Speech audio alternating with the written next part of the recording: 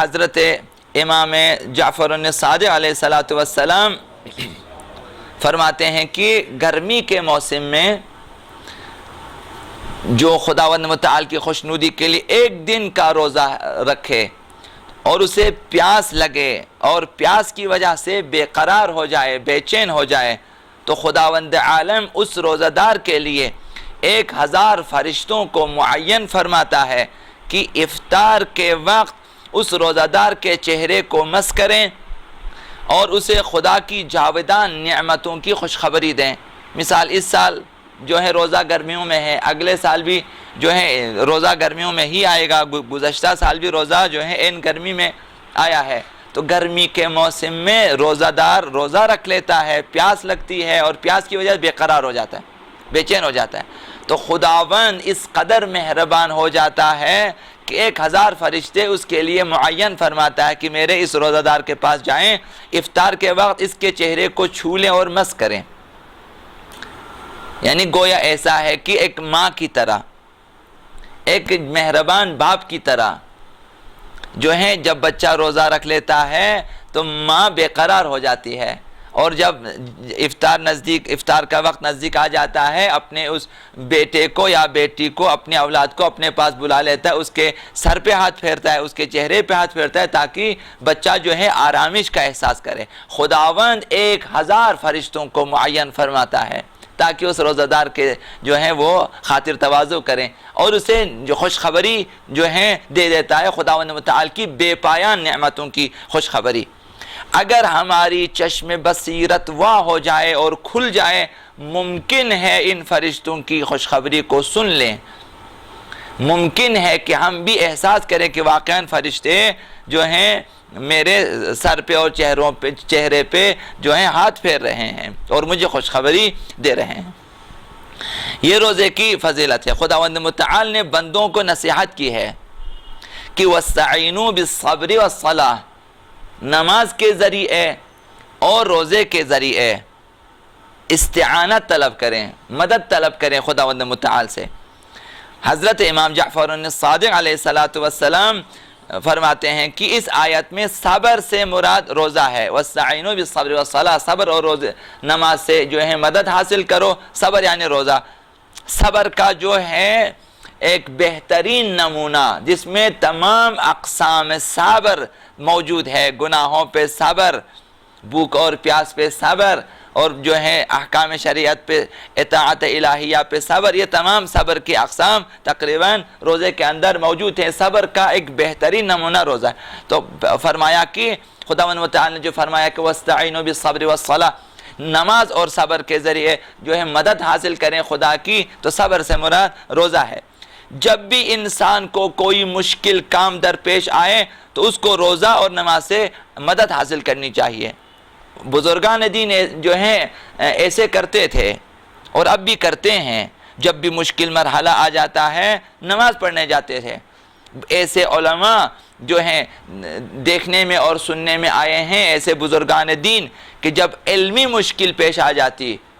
وہ لوگ جو علمی میدان میں تحقیقات میں لگے ہوئے ہوتے ہیں، کوئی مشکل علمی دینی مسئلہ پیش آ جاتا ہے، وہ لوگ چلے جاتے تھے حرم ائمہ میں، اس امام کے حرم میں چلے جاتے، نماز پڑھ لیتے اور پڑھنے کے بعد ان کا مسئلہ ان کے متوسل ہو جاتے، مسئلہ حل ہو جاتا ہے۔ تو نماز اور روزے میں جو ہے یہ چیز موجود ہے کہ ہم ان سے مدد حاصل کر سکتے ہیں، خداوند ان کے توسط سے ہماری مدد فرمائیں گے۔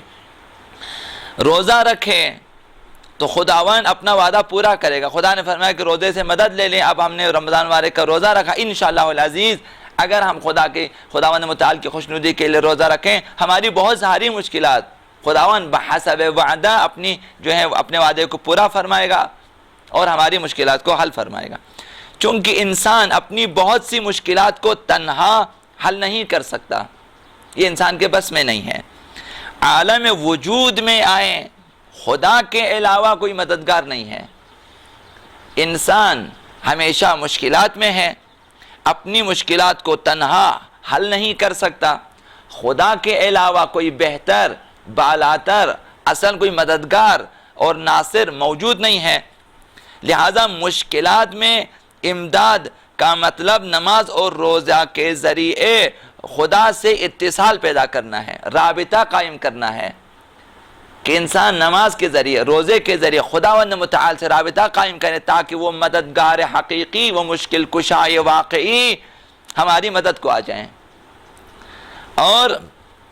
اسی لیے خداوند متعال نے نماز اور روزہ سے مدد حاصل کرنے کا حکم دیا۔ نماز اور روزہ بہترین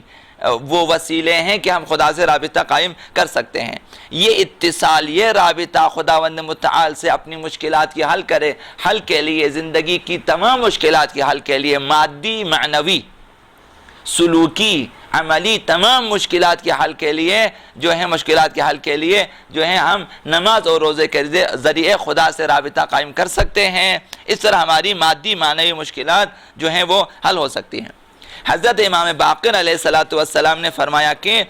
روزہ دلوں کو سکون عطا کرتا ہے۔ روزہ رکھیں تو آپ کے دل میں ایک خاص قسم کا اطمینان پیدا ہو جاتا ہے، ایک خاص قسم کا سکون جو ہے آپ کو حاصل ہو جاتا ہے۔ عام طور پر روزہ دار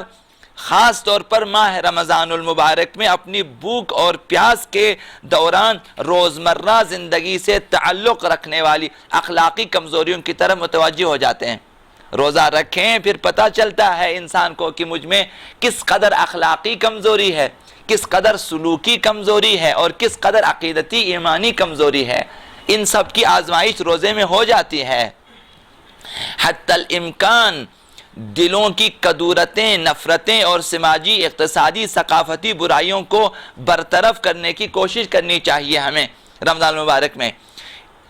اس کا ایک بڑا فائدہ بھی جو ہے انسان کو حاصل ہو جاتا ہے، وہ یہ ہے کہ دل و دماغ کا سکون جو انسان کو حاصل ہو جاتا ہے، یہ سب سے بڑا فائدہ ہے۔ روزے میں انسان کی آزمائش ہوتی ہے، صبر کی آزمائش ہوتی ہے، ایمان کی آزمائش ہوتی ہے، عمل کی آزمائش ہوتی ہے، حتیٰ وقت کی پابندی کی آزمائش ہوتی ہے۔ تو جو لوگ وقت کے پابند نہیں ہیں، نہ ٹائم پہ افطار کر سکتے، نہ ٹائم پہ سحری کھا سکتے، حتیٰ کہتے ہیں ہم نہیں کھائیں گے سحری، ایسے ہی روزہ رکھیں گے، یہ کہ پابندی وقت نہیں ہے۔ سحر خیزی مشکل ہے انسان کے لیے، لہٰذا وہاں یہ چیزیں ٹائم کے حساب سے، ایمان کے حساب سے، اور پھر معلوم ہے کہ روزے میں جو ہیں اگر دوسرے دنوں میں انسان کی نگاہیں گناہ کرے، انسان کے کان گناہ کرے، تو گناہ ہے، لیکن رمضان المبارک میں یہ گناہ شدید ہو جاتا ہے، یہ گناہ مضاعف ہو جاتا ہے، ڈبل ہو جاتا ہے، بہت زیادہ گناہ ہے، چونکہ وقت کے حساب سے، جگہ کے حساب سے گناہوں میں شدت پیدا ہو جاتی ہے۔ تو لہٰذا انسان جب خیال رکھتا ہے، جب ان چیزوں سے اپنے ان امتحانات کے ذریعے، روزے کے ذریعے جو ہیں اپنی ایمانی، سلوکی، عملی، اخلاقی کمزوریوں کو دور کرنے کی کوشش کر لیتا ہے، تو انسان کو ایک آرامش مل جاتی ہے کہ چلو میں نے کسی حد تک اپنے اخلاق کو جو ہے قابو میں کر لیا ہے، کسی حد تک برے اوصاف کو میں نے ختم کر، کسی حد تک اپنے ایمان پہ میں نے ثابت قدمی دکھائی ہے، اس طرح سے تو ایک سکون اور اطمینان انسان کے دل و دماغ کو حاصل ہو جاتا ہے۔ جس طرح امام علیہ السلام نے جو ہے اسی فرمائش میں اشارہ کیا کہ روزہ دلوں کو سکون اور آرام عطا کرتا ہے۔